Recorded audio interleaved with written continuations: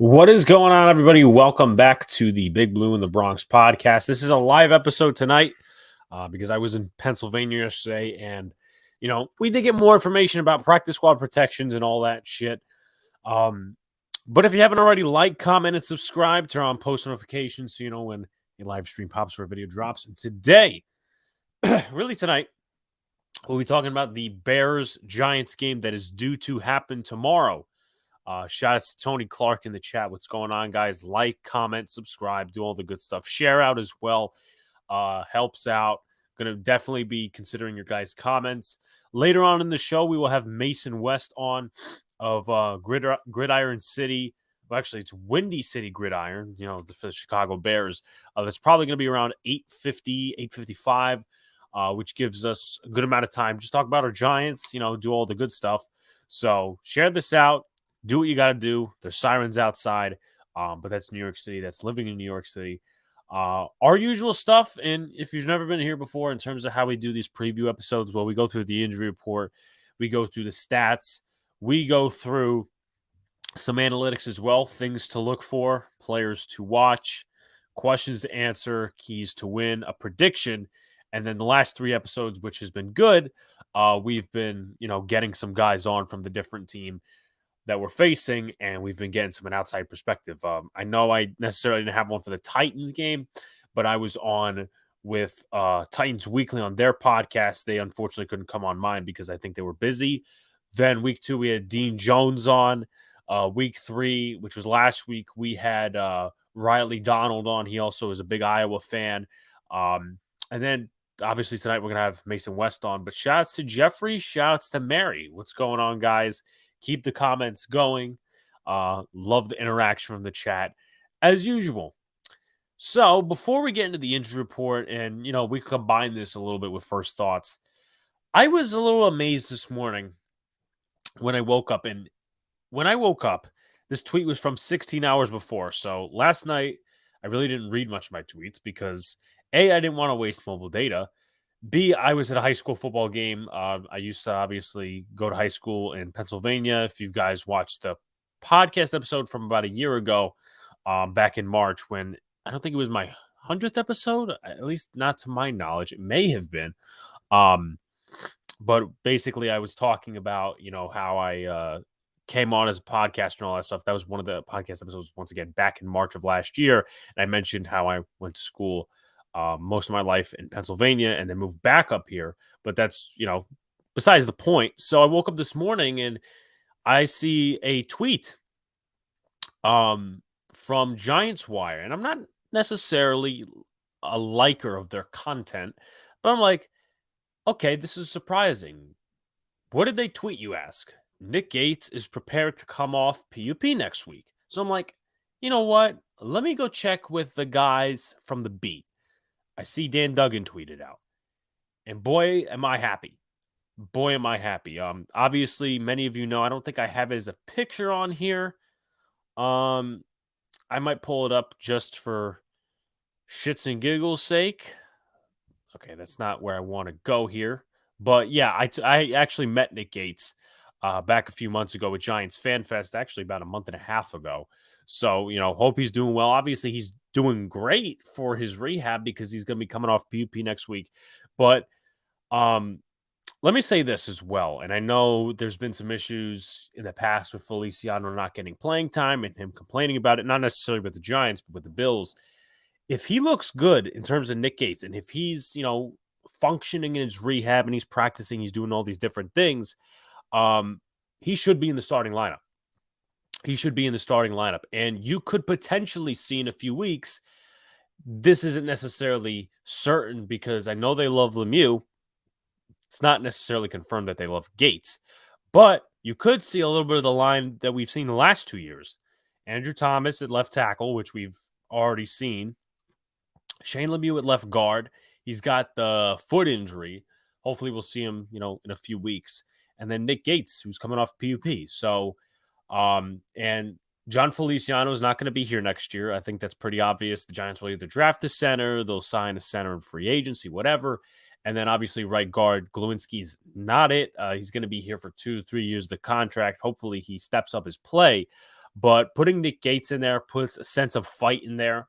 Not that this offensive line doesn't have a sense of fight, because we obviously saw John Feliciano go out and bat for his quarterback on Monday, in terms of the fighting and also defending him in the pressers. But to be fair, John Feliciano is a veteran. He's replaceable. Nick Gates is a little younger than he is, and he is better. So if that's better for the line and, in terms of technician, in terms of technique and all that stuff, they got to put him in. And I think I'm going to be, riding that train and shouting that from the rooftops once that time comes, once Nick Gates gets healthy, at least we see in the reports. So I just wanted to bring that up for y'all. Let's see. What up, Jeffrey? I'm happy Penn State football won today. They're undefeated so far. Yeah, they've been starting out really good. Can't complain about that, obviously, if you're a Penn State fan. I know a couple of people that actually go to Penn State. Some in the normal campus, some of the Hazleton campus, which is a very different story, but obviously it's for the same college. Prayers for Tua. Injury looks scary. Yeah, I mean, that was a pretty terrible situation to put your quarterback in. I mean, he obviously was concussed. He never should have been back in the game last Sunday, and then they put him out on Thursday, and he gets wrecked. Like, obviously, you could make the determination, well, Josh Tupou maybe should not have hit him that hard, but at the same time, Tua shouldn't have been out there.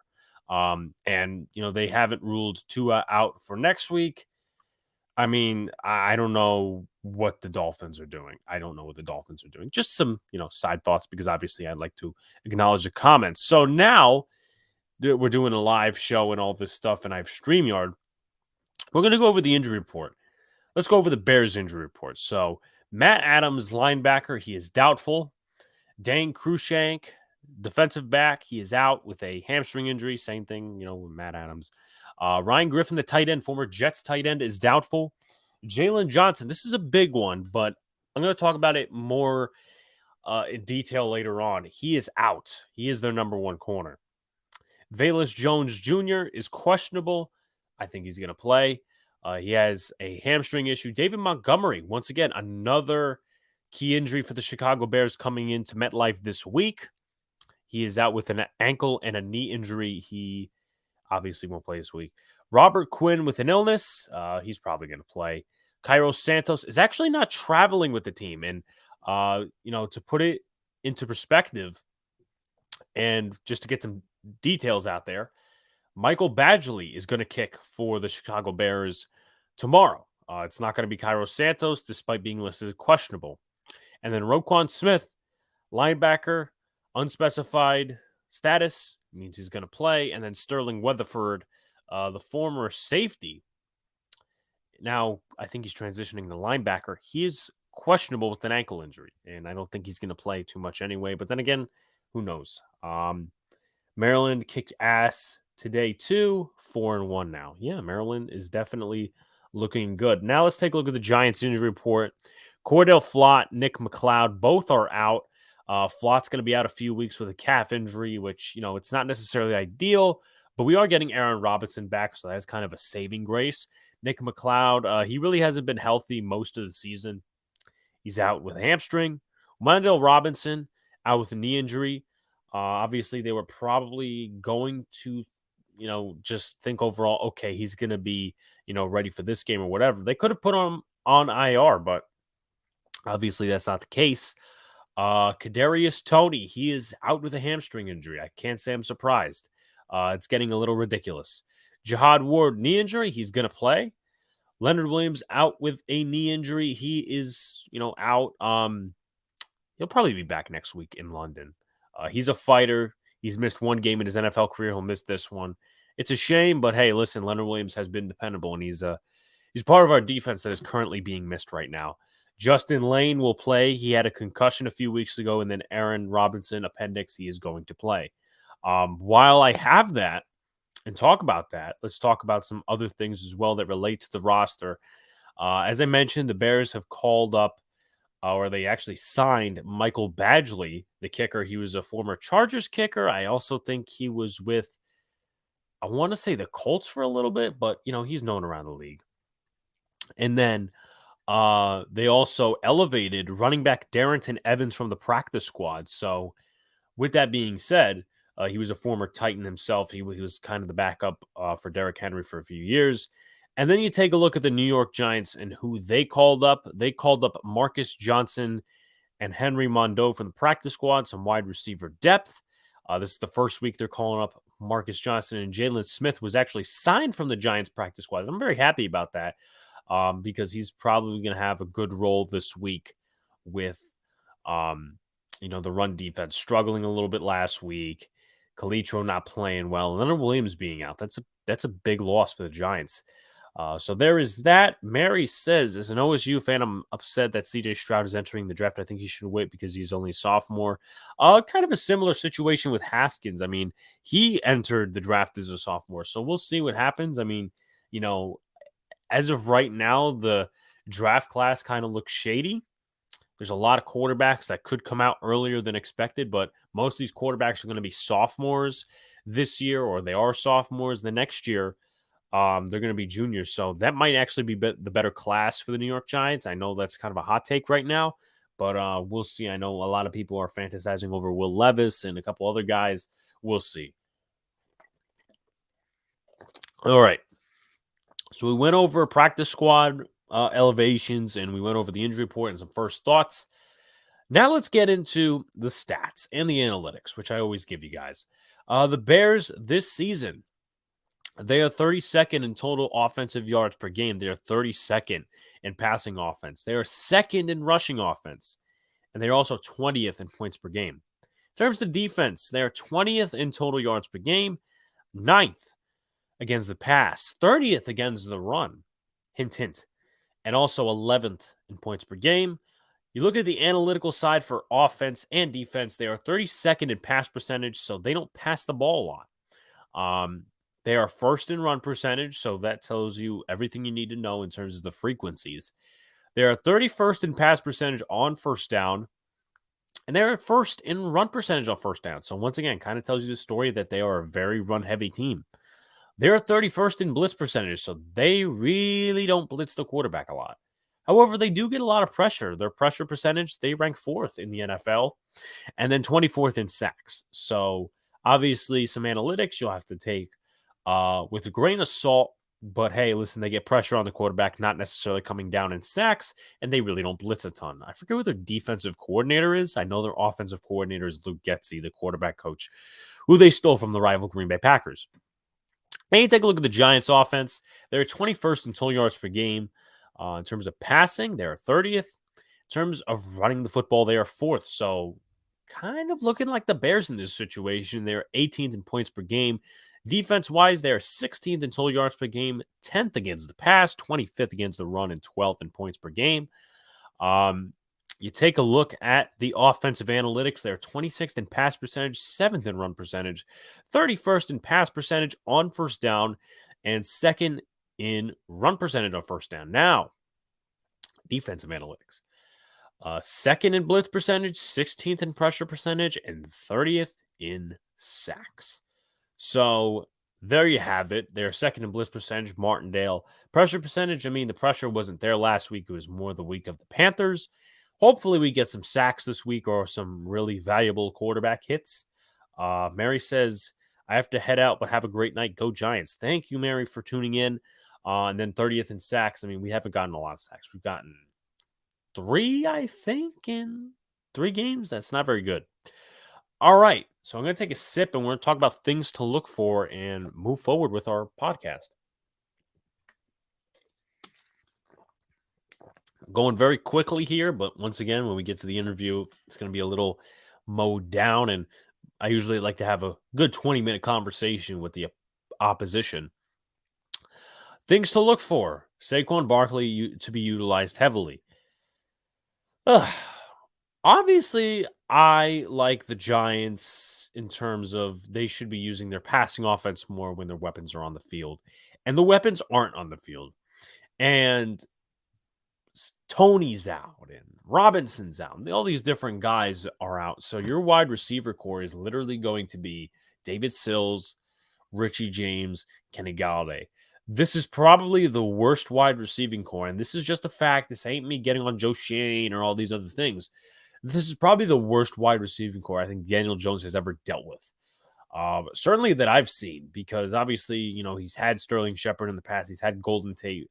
Um, he's had Darius Slayton. Darius Slayton's on the team, but with Marcus Johnson coming up, I mean, is that kind of a telltale that Slayton may or may not be active?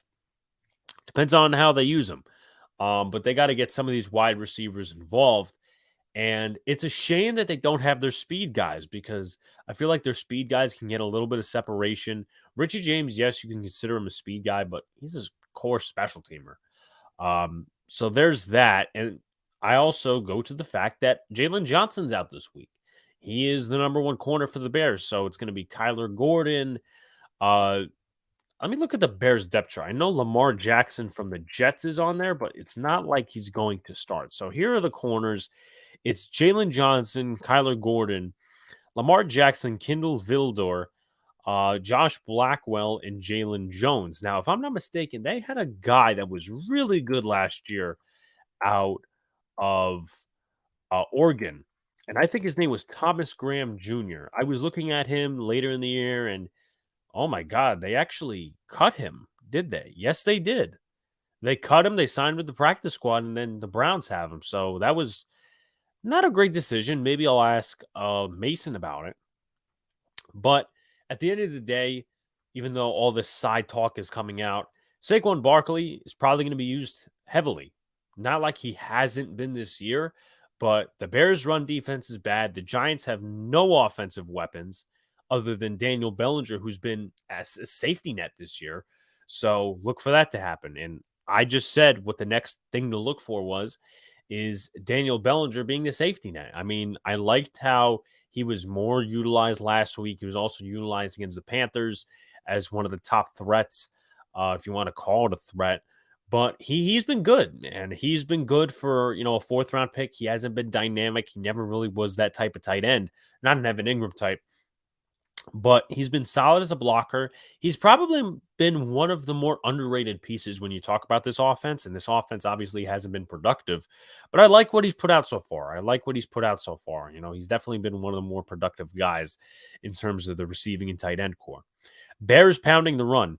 That's going to be in either way. Whether the Giants were good or bad against the run, the Bears pounding the run. Justin Fields, he really hasn't looked good to start the year. We'll talk about him in a little bit in terms of players to watch and his stats and all that. And we're also going to talk about Justin Fields with Mason.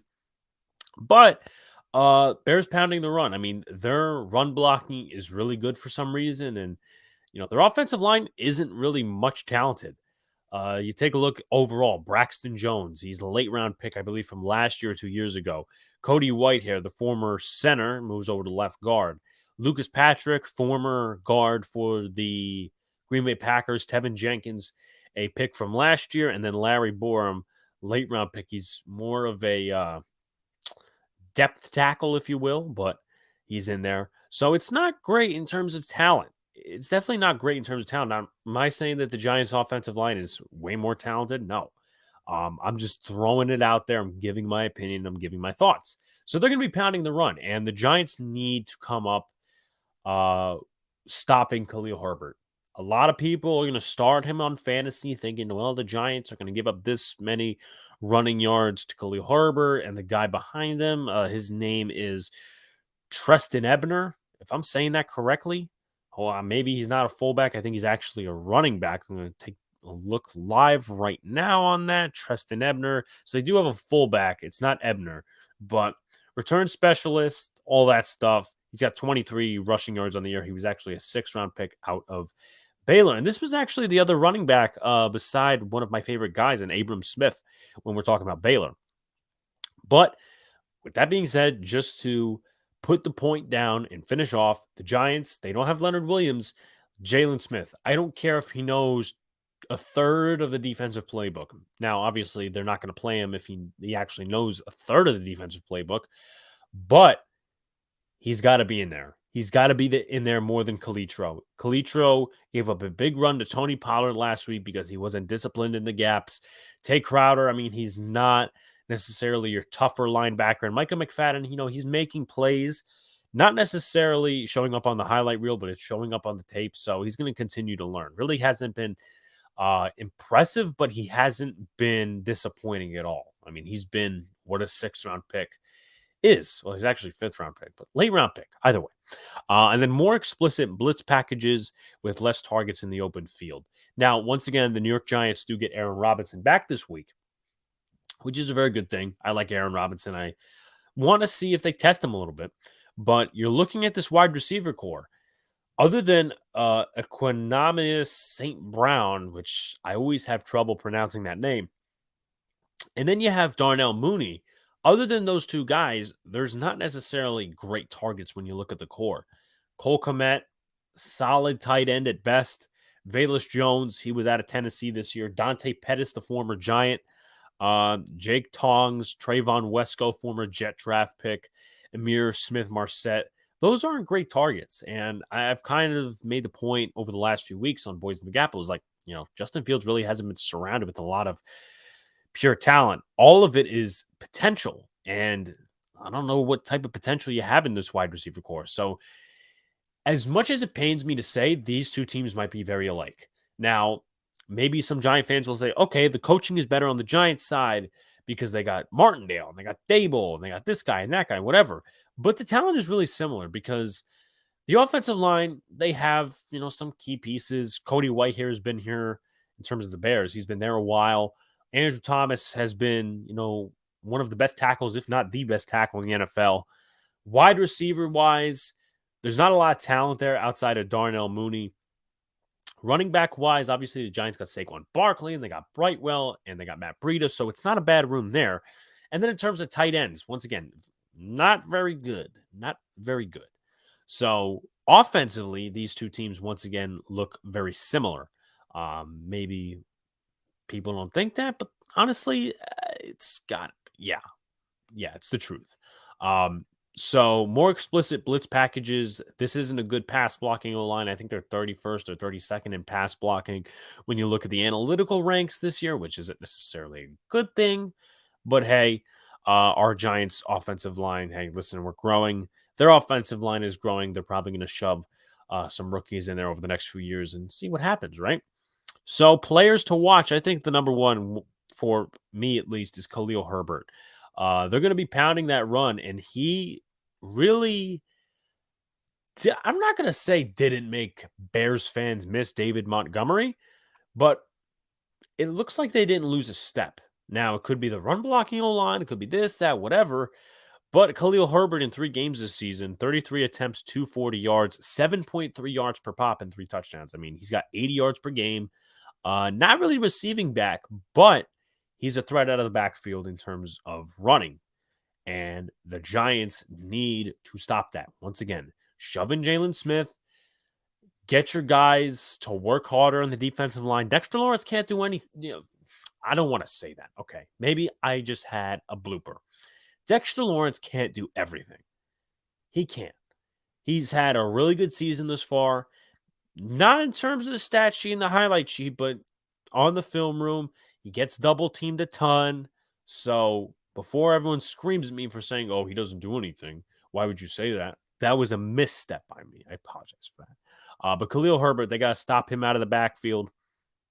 Then you take a look at Equanimeous St. Brown. The reason why I look at him is he's their lead receiver. And I think it's a telling of two things that they don't have an 100-yard receiver yet. Really 3 things it could be. They spread the ball. They don't pass it a lot. And Justin Fields hasn't been good this year. Fields overall, before we look at St. Brown's receiving yards and all that, 23 completions, 45 attempts. That's a completion percentage of 51.1. Not very good. 297 yards, 2 touchdowns, 4 interceptions. He's taken 10 sacks. So once again, not very good. It's his second year, really first year full starting. So I mean, we'll see what he has in store for the rest of the year, including against the Giants. And then for St. Brown, he also has some rushing yards on his record, 2 rushes for 43 yards. His longest run was a 41-yard run, so that's quite interesting. Maybe some trick plays there. But in the receiving game, he has 4 receptions for 77 yards and 1 touchdown. Dante Pettis also has another touchdown. He is their second leading receiver, 1 reception, 51 yards. So that's pretty much that. And Eddie Jackson's another guy to look for. I'm going to look up his coverage stats right now, but I know he got an interception in the end zone off Davis Mills last game. And he was good a few years ago when they came to MetLife Stadium. I don't know if he's still at that very good level. On the season, he's allowed a 44 completion percentage, which is very good, a 30.1 passer rating, 66 yards, 21 tackles. He's been good. He's been good. Coverage stats say that. Other stats say that. He's also got 1 tackle for a loss. So he is a very good safety in this league. Shoutouts to Sox Arizona. What's going on, Sox? I know we missed Dead Red, obviously, and this is just for the fans as well. We missed Dead Red on Thursday. But with that being said, we're still going to keep track of our picks, even on the off time. I have track of my picks. Sox will keep track of his picks. And then, obviously we'll see next Thursday what the records are, because I actually calculated this past weekend, weeks 1 to 3's records, and Sox leads it. I'm not going to reveal the records. That's going to be for another day. Shouts to Tudo. What's going on, Tudo? He says, massive salute to Big Boss Alex. Great show, Alex. Thank you, Paisano.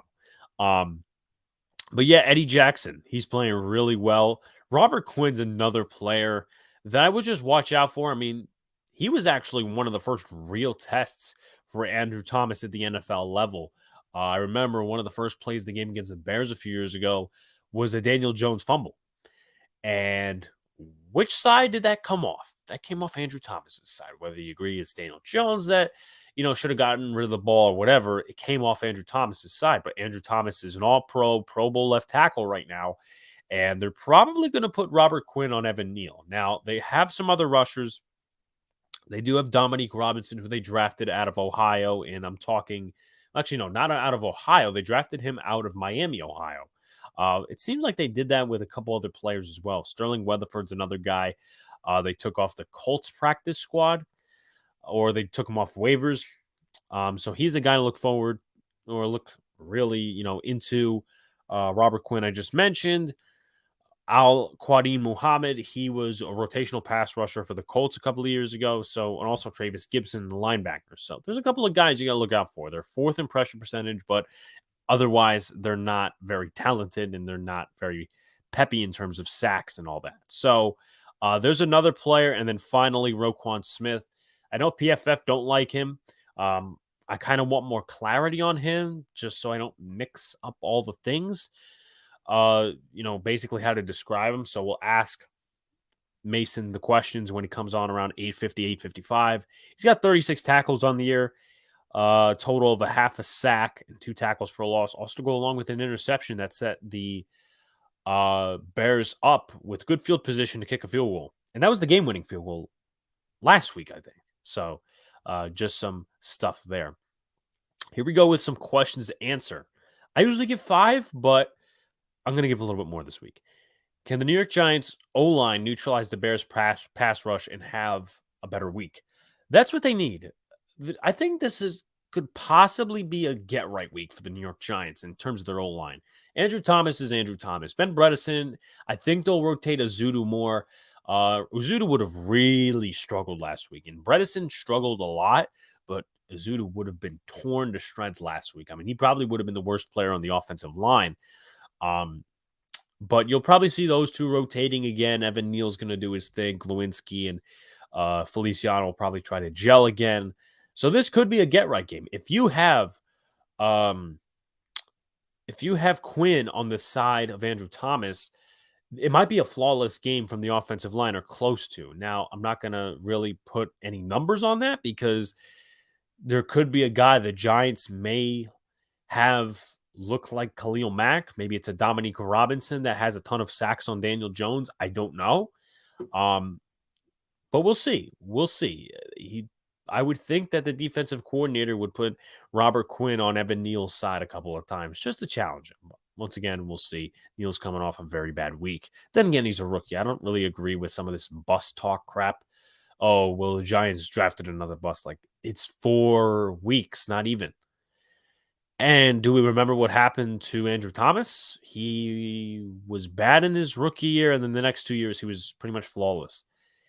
And Evan Neal's working on the right side, so it's not like it's going to impact the quarterback a shit ton. Like, the first 2 weeks, he struggled. but it didn't impact the quarterback a ton. Last week it did. Does Saquon get over 100 rushing yards? I think he does. I think they're going to pound the run, do a lot of other things, maybe some screen passes to set up the offense in third down situations, which they did last week, and I was very proud of Mike Kafka and Brian Dable for. But I think he does get over 100 yards last week. The only 100-yard game I want to say Barkley had in the Joe Judge era was against the Bears last year. Now, the Giants lost that game like 29-3 or 32-3. But this is a game he could get, again, over 100 yards, and he's going to be competing with some of the top rushers in the league for that rushing title. Right now, he's competing with Nick Chubb, and the Browns play the Falcons this week. The Falcons are a rebuilding team, not really one of the more talented rebuilding teams in the NFL, but hey, we'll see what happens.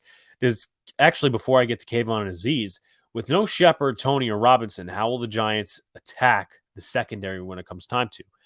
Kyler Gordon, he's a rookie out of Washington.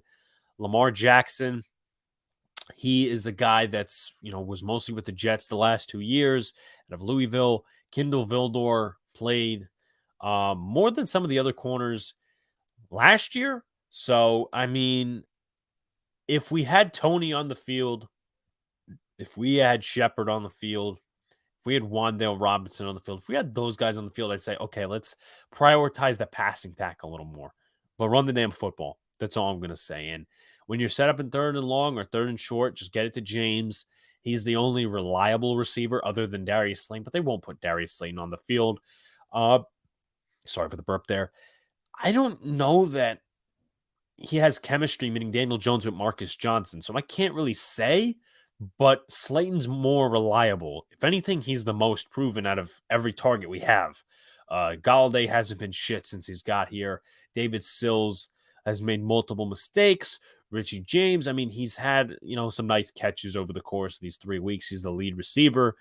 Darius Slayton's the most proven guy. Get him on the field, play him. And he actually could beat some of these corners that we are facing this week. So third down and long situations, give it to Slayton. And then do Kevon or Azeez get any sacks? Kevon wasn't necessarily great last week. He did have that one nice swim move. I don't think it was Tyler Smith or even on the inside, but I want to say he was against Tyler Smith. Now, obviously, Cooper Rush got the ball out in time, so it really wasn't looked at too much. But yeah, I think Azeez gets a sack this week. The left tackle's Braxton Jones. Yeah, I mean, I'm looking for the Giants to have at least 2 sacks. If they don't, I will be surprised, actually. I will be surprised and I'll be a little bit disappointed. But it depends the frequency of passing the football for the Chicago Bears. Obviously, you can't have sacks when they run the football. Tuda says, Alex, bravo. Lots of good info. Roster breakdowns for tomorrow's game. Problems and solutions on the roster. Very impressive stuff. Great job. Alex, missing piece last night. Monday night was Leo to put the pressure on the cowards. They were going toe-to-toe up until they got the big chunk plays, their confidence and momentum. Absolutely agree, Tudo. Alex, Giants offensive line was pathetic except Thomas. Bunch of fat, no good bullshit losers call themselves pro football players. They couldn't even block a fart from any direction. Sorry for the French. Hey, listen, man. We curse on here all the time. Love the comments, Tudo. Love them. You're always a great supporter. But yeah, I mean, to be fair, John Feliciano is a vet. Glowinski got his worth proven in Indianapolis. Evan Neal, I mean, he's a rookie, so we can't even, judge him fairly yet. But Ben Bredesen, I mean, he's also a vet, and he's mishmash. Any turnovers? That's going to be something I look for. And I want an interception. Like, we had a fumble recovery, actually 2 of them in week 2. We had a fumble recovery in week 1. Now it's time to make Justin Fields throw into a mistake. Aaron Robinson, I would love for him to get an interception. I wonder how he's going to be off this appendix removal. I think he's going to be better. I know in one of the pressers, he says he felt a sharp pain after the game against the Titans. So hopefully he'll be back to form. Hopefully he will get to move a little bit more and be flexible and all that sort of stuff. But I'm really looking for an interception. That's really what I want, because Fumbles are great, all that stuff, but we need to get ball happy in that secondary. We need to create some turnovers overall. And, well, I kind of just answered. Well, I really didn't answer, but I brought up the last question. Will Aaron Robinson look the same post-appendix removal? That is a big question. No doubt. Can't wait to play Philly. Philly's a dangerous team. I want to see who they lose against first, but they play Jacksonville tomorrow. Yeah, they play Jacksonville at home tomorrow. That's the Doug Peterson homecoming. So you'll bet the Eagle fans will be very unhappy and they'll be throwing shit and whatever they do. They're Eagle fans. They're not very high class. But I expect the Eagles to win. I very much so expect the Eagles to win. Keys to win. Now, obviously, we'll be doing this a little bit till we get Mason on from Windy City Gridiron. Keys to win. Stop the run, in my opinion, is going to be the first one. Now, the Giants' defense necessarily wasn't the reason they lost last week, but it really went into a way they lost. They gave up a Zeke rushing touchdown. They had a big run by Tony Pollard. Stay disciplined in the gaps. Put Jalen Smith in there.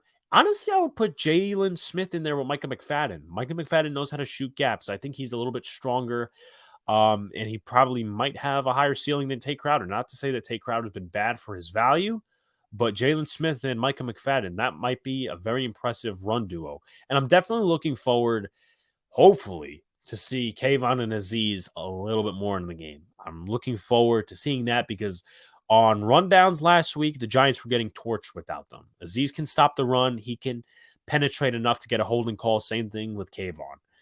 But stop the run. That's going to be number one. Number two, pressure Justin Fields.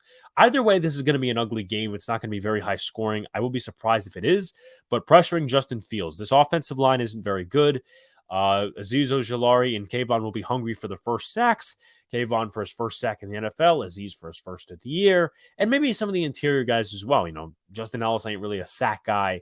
Nick Williams was a sack guy a few years ago with the Bears, I believe.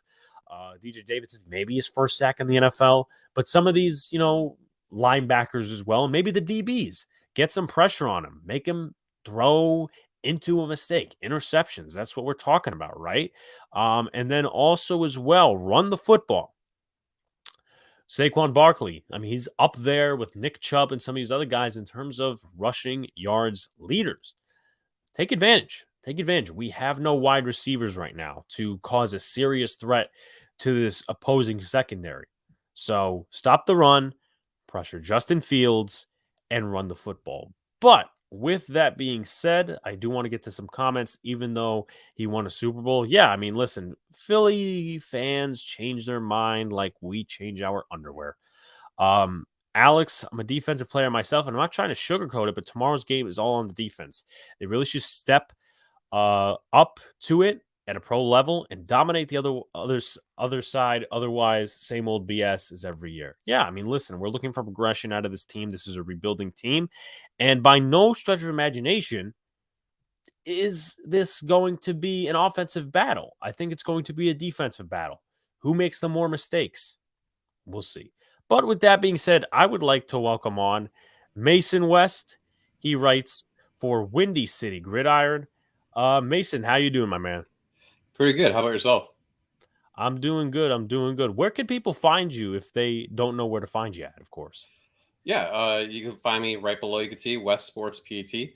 That's where all my stupid takes and all that are usually found at. You could also see us if you want to on our podcast, Bare Bones. It's a little bit more injury based. I am a physical therapist, so we go over some of the Bears injuries. We do a quick fantasy trip as well, and then preview the upcoming game.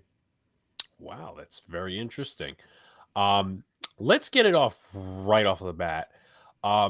With a less talented unit of players in the last few years, I mean, obviously back in the Matt Nagy era, you guys had talent, but it wasn't necessarily working out. 2 playoff trips, all that. How do you believe the rebuild progression is going? Obviously, both of our teams, as I said earlier in the podcast, are very alike in terms of their steps in the rebuild, in terms of being 2-1, and really not so talented on the offensive side of the ball. How do you believe the progression is going through these 3 games so far? It's funny that you say these games are similar. Just on our podcast, I compared it to like the Spider-Man meme, just basically pointing at each other like, "Hey, look at you." It's so early in the process. It was originally talked about as being a retool. It is not a retool. It's a rebuild. The defense, there's a couple of rookies in there. Jaquan Brisker at safety. You got, Kyler Gordon at corner, and he's having his struggles. And the offense, it's a whole different looking offensive line. Lucas Patrick, who's supposed to be the starting center, hasn't even played center because of a broken hand. He's been rotating at guard. It's like every other series, him and Tevin Jenkins are rotating. The receivers are okay. Darnell Mooney is a really good number 2. He is yet to show he's number 1. You got Equanimeous St. Brown, who is probably currently leading the Bears in receptions and yards, which he was a forgotten man on the Packers previously. It's tough. And you got Byron Pringle, who's done nothing. Right now, I believe the stat is there are only 3 teams in the league who don't have more yards from a single player than the Bears do in total in terms of yards and receptions from their receivers. So it is a rough start to this rebuild, and it shows and with Justin Fields' play as well. Yeah, I mean, I was actually talking about it earlier. I'm like, yeah, there's a couple of things that could definitely lead into the factor of that they don't have a 100-yard receiver. I mean, our 100, even though it's like weird that Richie James is our 100-yard receiver. I mean, we have one. But leading right into it, what do you think is the cause of Justin Fields currently struggling? And as you mentioned, some of the talent, do you value your wide receiver room as one of the worst in football? I personally value my team's one of the worst wide receiver rooms of football, but just because our guys aren't healthy and they're not proven. But what do you think is, first off, what do you think is the cause of some of the struggles that Justin Fields is currently having? There's a couple of things to that. First off, his rookie year was a waste of time. Matt Nagy, Bill Lazor, that whole crew that was supposed to be developing him, they didn't. He didn't take a single snap with the ones in training camp his rookie year. That was left fully to Andy Dalton. And then Andy Dalton gets hurt. The first game Justin Fields plays against the Browns, which a lot of people know is the game where he just got absolutely destroyed because they decided to not block Myles Garrett and Jadeveon Clowney. So, fun way to start there. And then over the summer, they really started working on fixing his mechanics. So, for example, he normally was leading with his right foot in shotgun, and they switched it to left. Now, that's not a huge deal to, maybe me and you, but when you're doing it one way for so long and you switch it, it changes up the timing. His throwing mechanic is different because they're trying to speed him up. And so now that he hasn't been doing it for that long, you add on to that, there's this phrase, don't let great be the evil of good. And right now, that's what Justin's doing. He's trying to be perfect. You notice that he finds a receiver. He's looking right at the receiver that he should throw to. But the problem is he's not ripping it because he doesn't really trust what he's seeing right now. And he doesn't really trust his receiving batch because leading into your other point, it's not a great group of wide receivers. It's a bunch of guys who were number 3, number 4, maybe on some other teams, right? Byron Pringle never really produced heavily with the Chiefs. He was always behind the likes of Tyreek Hill, Travis Kelce, McCole Hardman. You look at, again, Equanimeous St. Brown, always behind Devontae Adams and the plethora of other weapons they had there. They are a rookie that they drafted in the 3rd round. Velus Jones hasn't played yet because he's had a hamstring issue. He should play in this game finally. And then Darnell Mooney, all summer they talked about how him and Cole Kmet had this great connection with Justin, and we just haven't seen it yet. Again, because Justin's not trusting what he's seeing. And also, offensive line, the passing blocking is not great. The run blocking, dominant. That's another thing that the Giants and Bears share. Great run blocking. Pass blocking leaves a lot to be desired. And it starts on the outside. The tackles have been struggling. Center guard, doing solid. Tackles are now giving Justin a ton of time. That's interesting because literally it's the opposite for us. You mentioned the points of the passing and the running. Our interior is trash. I mean, obviously we have a rookie right tackle who's a 1st-round pick, but Andrew Thomas is locking it down. Shouts to Donald Stewart, who is the 3rd of the Boys in the Big Apple podcast. He says, like and subscribe to all the good stuff, peeps. Yes, and once again, follow Mason on Twitter. But with that being said, you obviously, once again, brought up the Bears O-line being horrible against the pass, but paving the way for Khalil Herbert and David Montgomery as runners. Now, there was some stuff in training camp. This is one of my personal questions, I guess. There were some rumors in training camp that Tevin Jenkins wasn't necessarily happy with, the role he was getting or whatever the talking heads were talking about in terms of, not getting a starting role because he was a 2nd-round pick last year. Is he still having problems as a player, as a person? What are your thoughts on that? So coming out of college, his head coach specifically said, Tevin needs to be coached in a very specific way. He doesn't do well with very, very tough love, it seems like. And when he's gotten it, he's come with receded a little bit.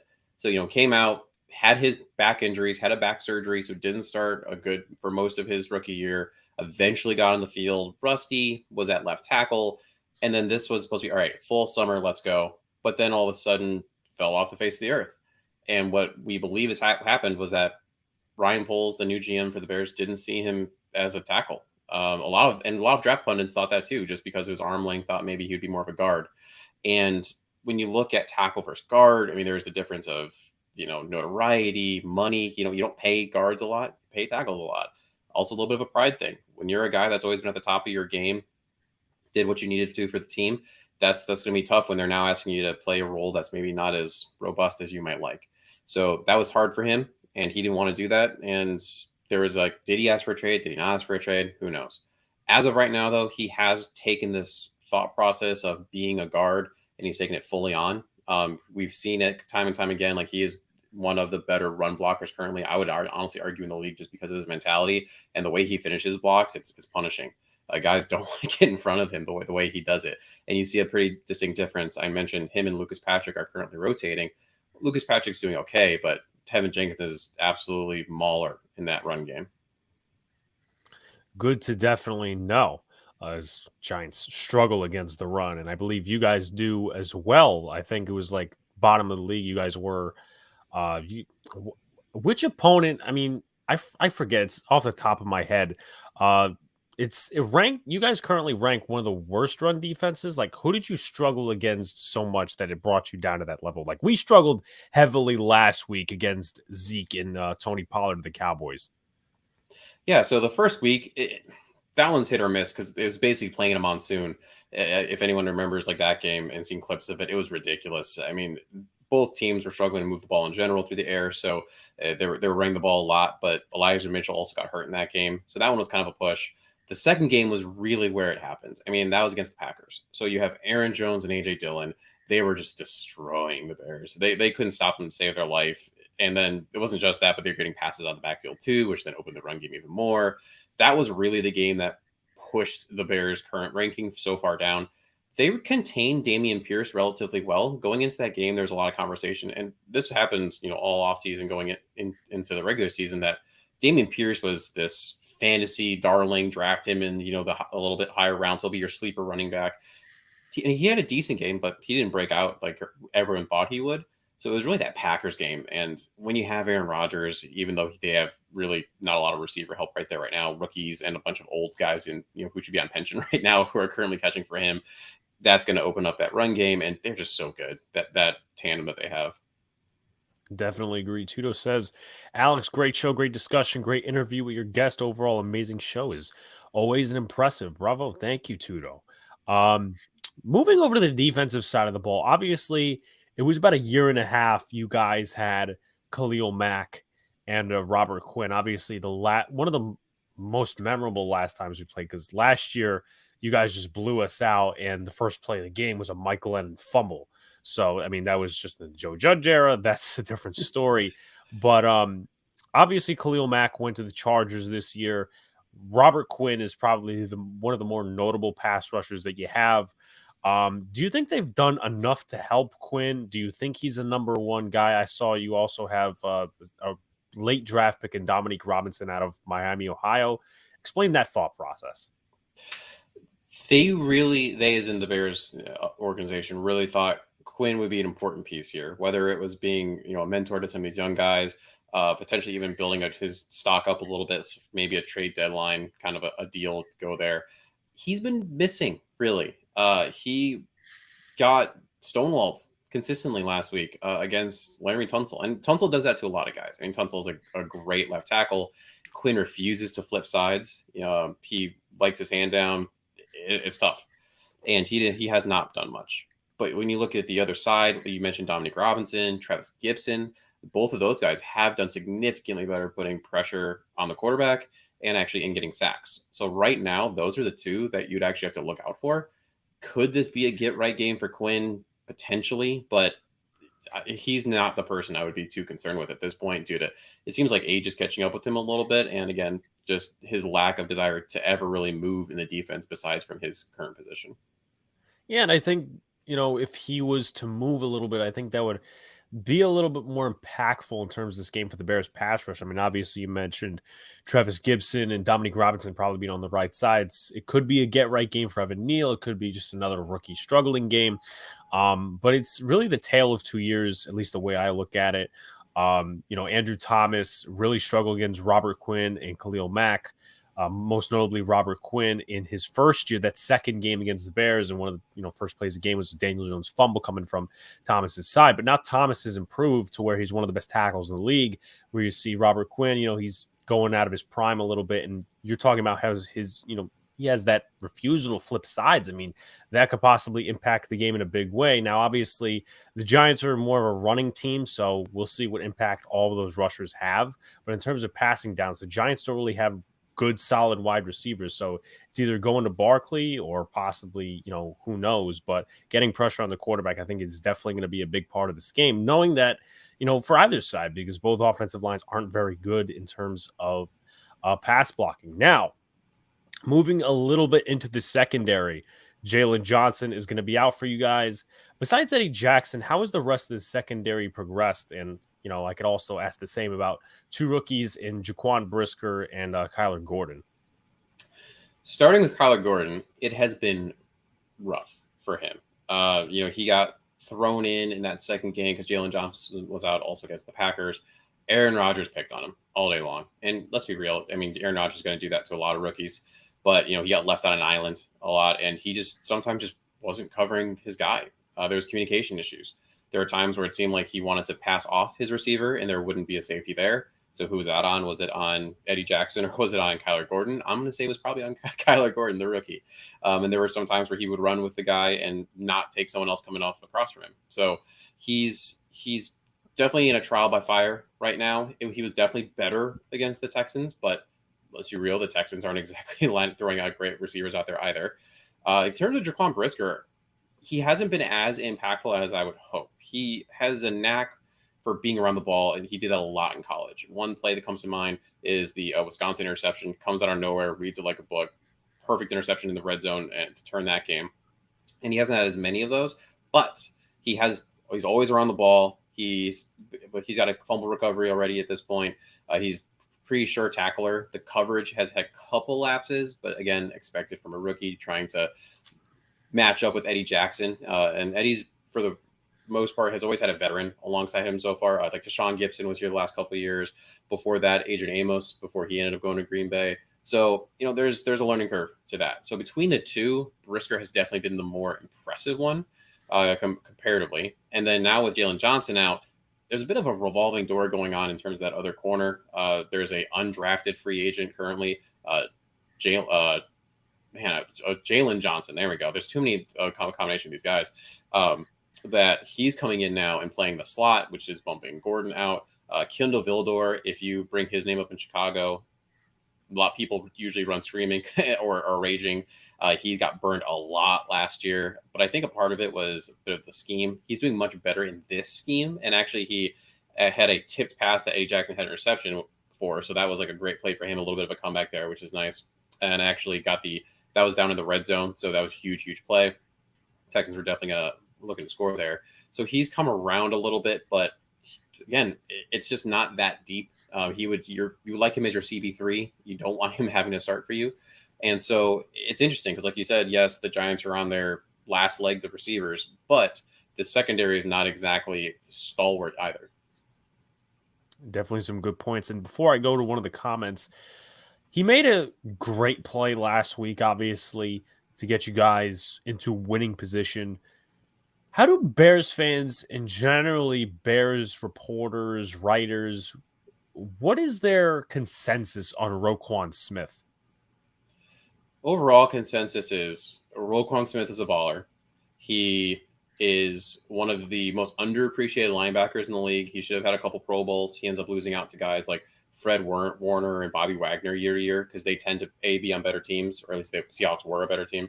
at the time for Bobby Wagner, and B, they get a little more of those big stats. They've had some more sacks, they've had some more interceptions, but Roquan's always in the top 5, top 3 in tackles. He's always all over. His athleticism is absurd. There's a bit of a rift that occurred though, because he did throw out that trade request that happened, and it was on like Family Fest, which is not the time that the Bears wanted that to happen. It's supposed to be about bringing in the season starting and bringing everyone together. And here is Roquan being like, "Hey, trade me because you don't want to pay me."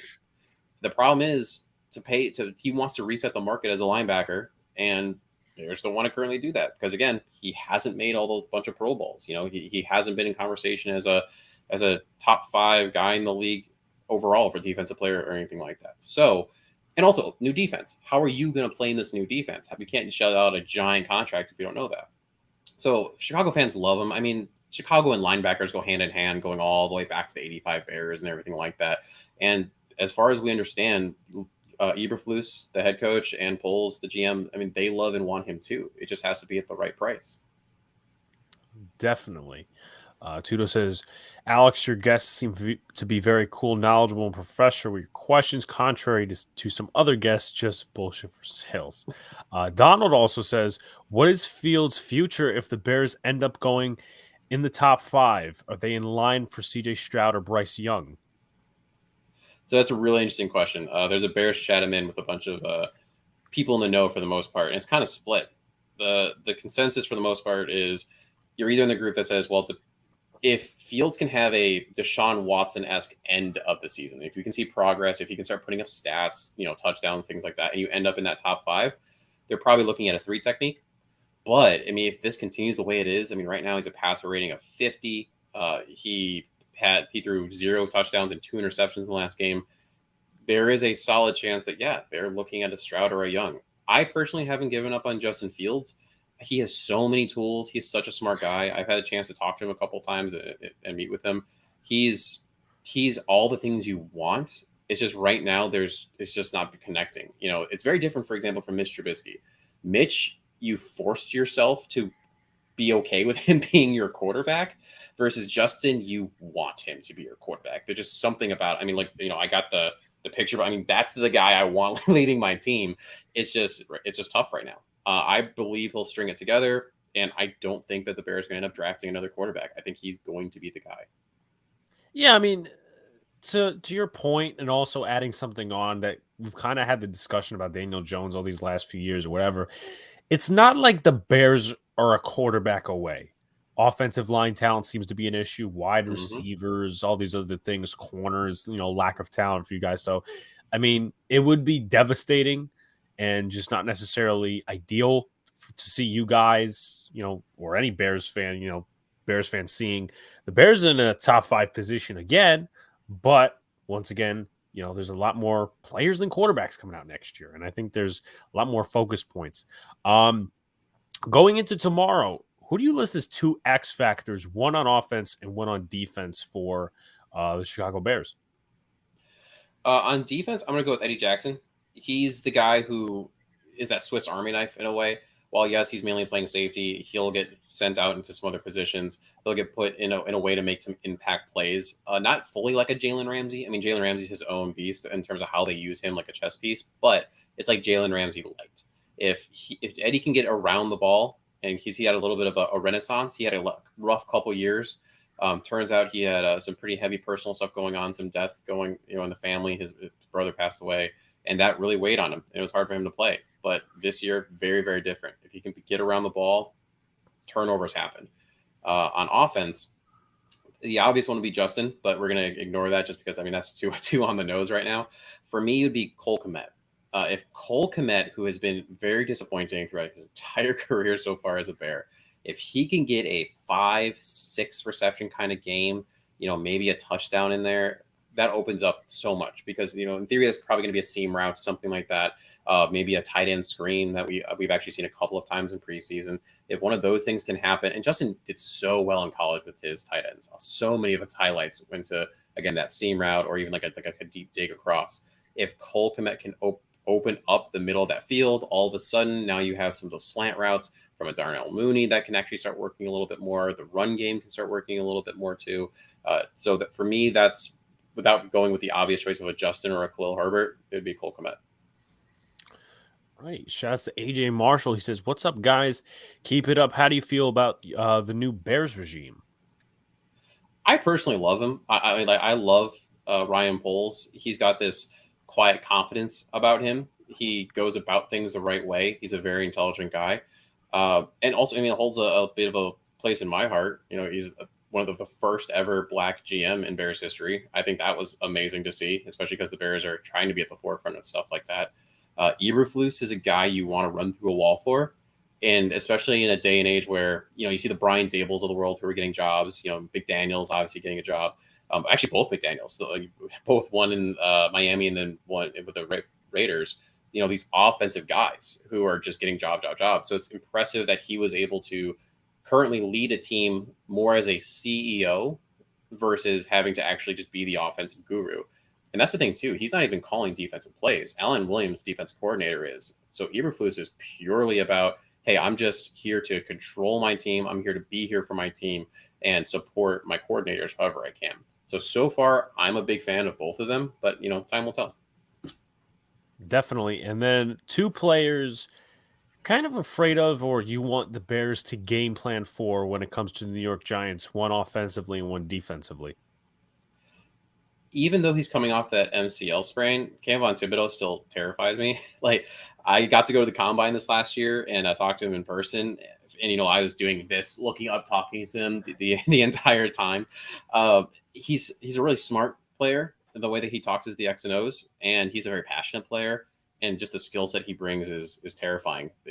I never want any player to get injured, but if he could be a little slow still from that injury, I wouldn't hate it. In terms of the offensive side of the ball, it's Saquon Barkley. I mean, Saquad is 2 years out now from that ACL tear, excuse me.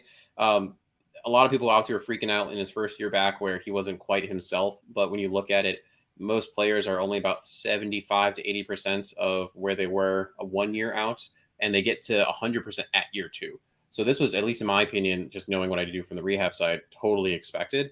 And he's really one of the only top running backs that's consistently producing. You look at some of the other guys, you know, Austin Eckler, Derrick Henry, they're struggling a bit, at least in terms of what we expect. Saquon doesn't care. He does what he needs to do, and that's what's really helping the Giants be 2-1. Yeah, I mean, he's had a few different performances against the Bears over the years. Obviously, 2018, they won that game because of Saquon Barkley. 2019, not much. I mean, that was not a very good offensive game. 2020 obviously had the ACL tear. 2021, which was interesting, is, you know, he wasn't schemed correctly, in my opinion. I think they kept running him just straight up the gut, not being, you know, to the sides and whatever. That was Jason Garrett's offense, but he still got 100 yards, which I once again found interesting, which was his only 100-yard game in that whole era.